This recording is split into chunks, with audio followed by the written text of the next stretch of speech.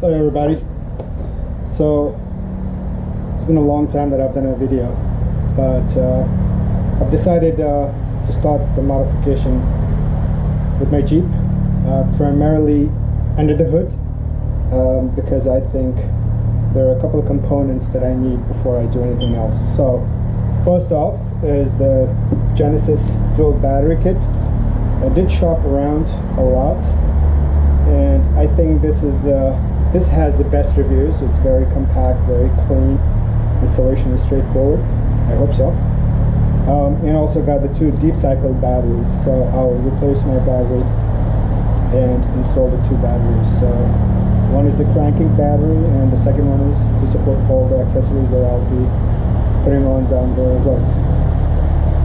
This is not going to be a step-by-step instructions on how to install this kit, because there are tons of videos on that, but if I run into any issue, I have never done any installation like this, I've never undertaken any job like this, but if I run into any issues, I'll certainly do a recording of that and let you guys know if I'm able to solve it, or probably give you some tips along the way. So I'm excited.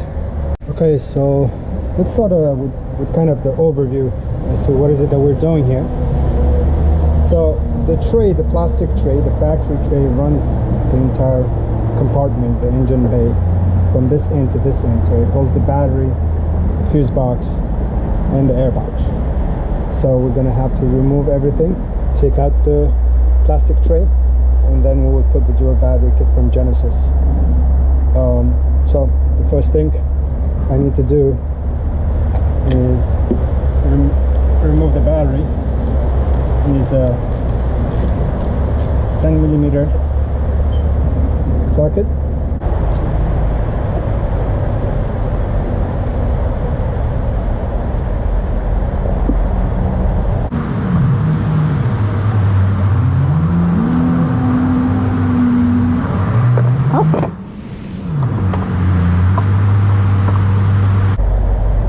And there's one that's down below, also 10mm. Need to remove that as well.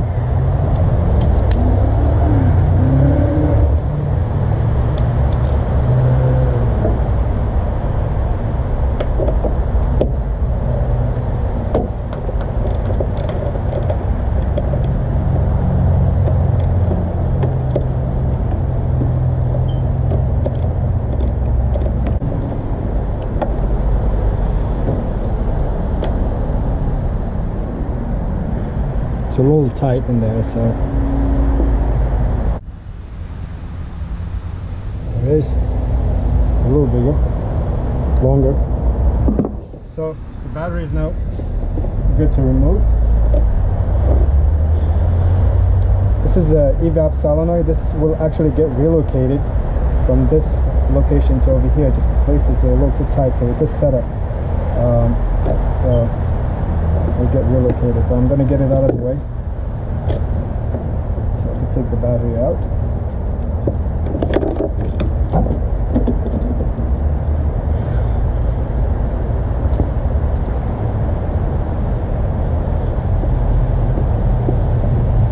Okay. And now I need to take out the air box. So loosen it a little bit here.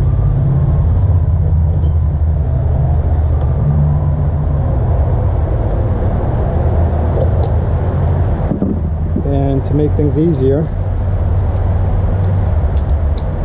I'm also gonna loosen this 2 bolts.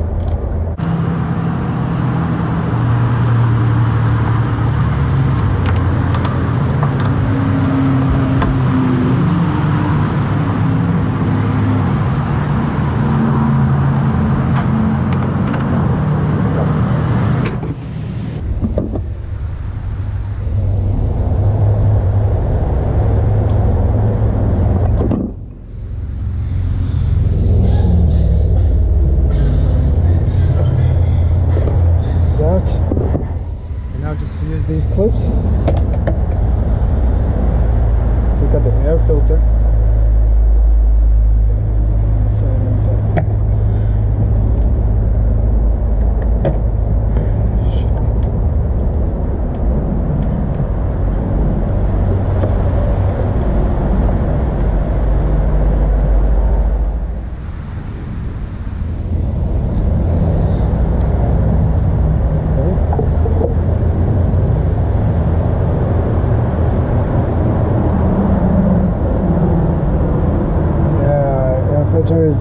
done.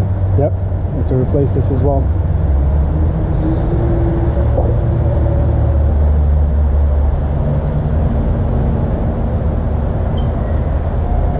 So this should now just pop up. Just keep in mind that this is a hose, like a breather hose. When you're taking the lid out, just kind of twist it in.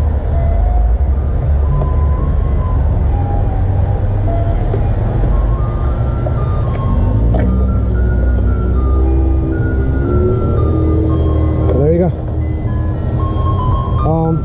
Because we're going to be using this section of the original plastic tray in the new setup, there are some gaskets kind of things here for these three places. Just make sure you don't misplace those, because we're going to reuse them. So before we actually remove the fuse box, this wiring, the factory wiring, is kind of attached to the plastic tray with clips, plastic clips. So we need to remove these ones to set the plastic tray free. And they're in many locations.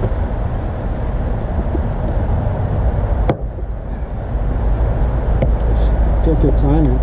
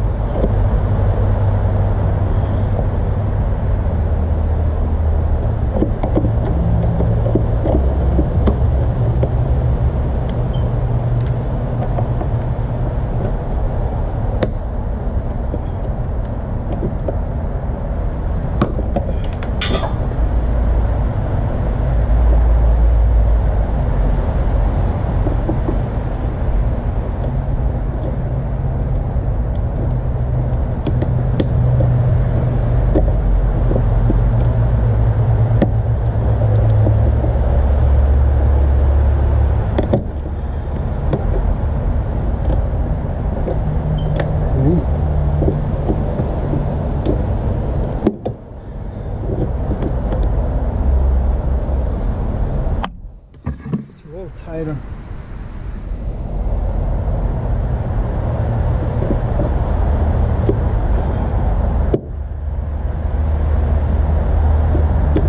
This box is it has two connectors, so it's a little hard. Okay, so need to remove the electrical connector from the evap solenoid, and then remove these connectors. So it has a little clip. You can go ahead and remove both.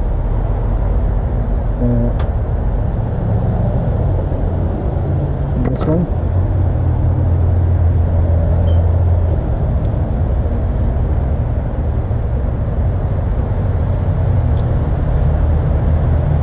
Okay, because I'm installing this on 3.6. In my 3.6 engines, you don't need these ones, so we can go ahead and just, I'm gonna go ahead and disconnect these. This is not needed for 3.6. That's about the only difference between 3.6 and 3.8 engines. Okay, so now this is removed. I'm gonna go ahead and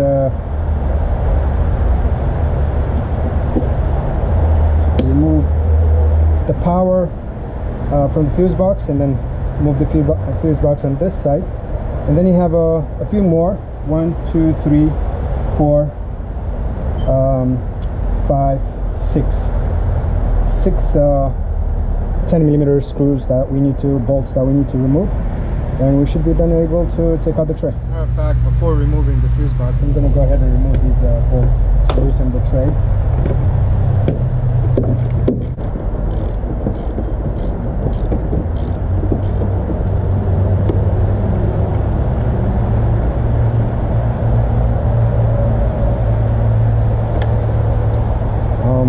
This is a nut with the washer, so keep them because you will be using these.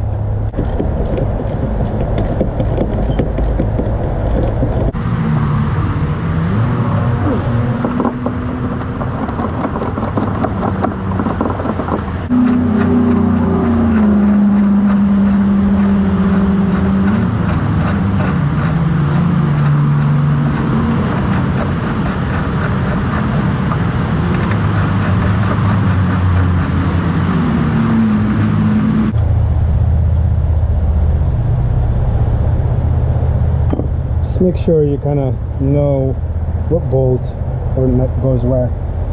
So I removed 3 over there, 1 over here, there's another one that's over here, and for that, to make it easy, I need to remove the power steering reservoir from right here, 10mm again, and also use the prier to unpry or release the cable from here, the pipe rather.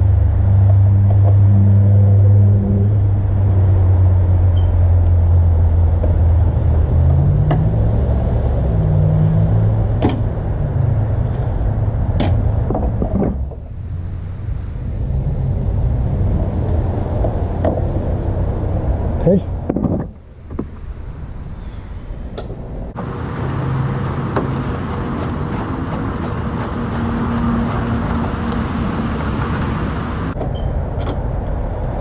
Remember, this one has double washer with it, so I'll just put it right here. And so now, put that out of the way. Now I can get to this 10mm nut to release the tray fully. And 1 more over here, then it should be done.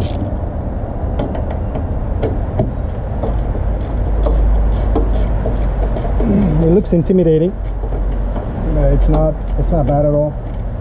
Straightforward.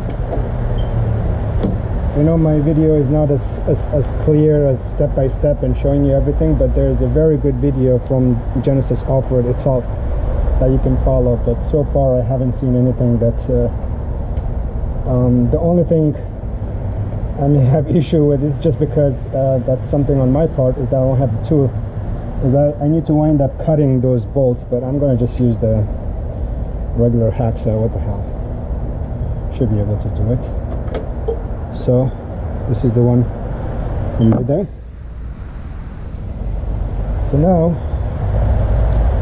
let me just use this last one also.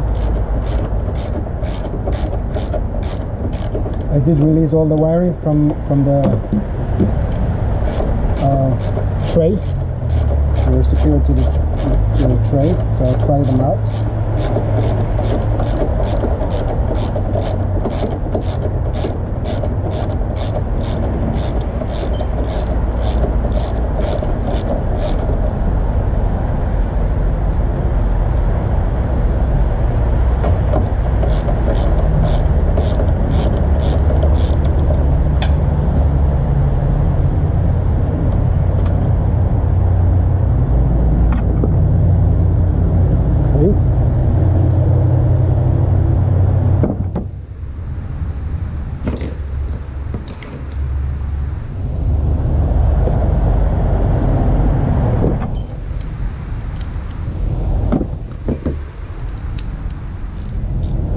Disconnect the power from the fuse box.